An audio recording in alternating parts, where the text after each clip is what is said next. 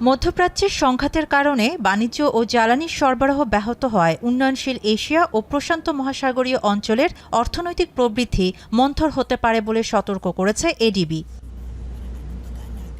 সংস্থাটির পূর্বাভাস অনুযায়ী সংঘাত যদি বছরের তৃতীয় প্রান্তিক পর্যন্ত চলতে থাকে তাহলে ২০২৬ সালে এই অঞ্চলের প্রবৃদ্ধি কমে দাঁড়াতে পারে ৪.৭%, যা আগের বছরের ৫.৪%-এর তুলনায় বেশ কম।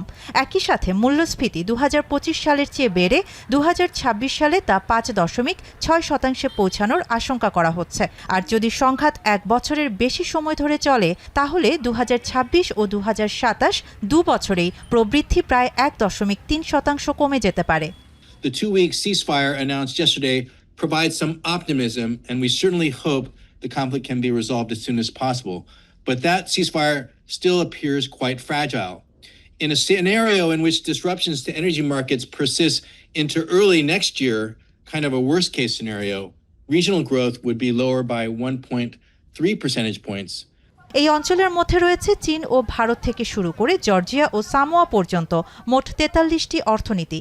তবে জাপান, অস্ট্রেলিয়া, নিউজিল্যান্ড, সিঙ্গাপুর এবং সাউথ কোরিয়া এই তালিকার বাইরে।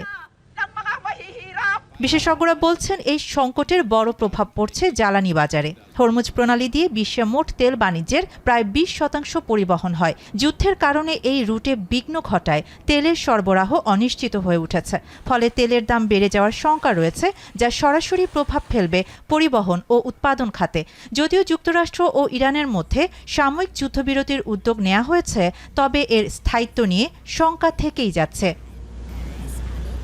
শাহানা জাহান, এখন বিশ্ব। কালার এক্সপার্ট এবং ডার্ক স্যাপ সমৃদ্ধ অরিক্স অ্যাডভান্স ডিটারজেন্ট পাউডার আপনার লন্ড্রি এক্সপার্ট।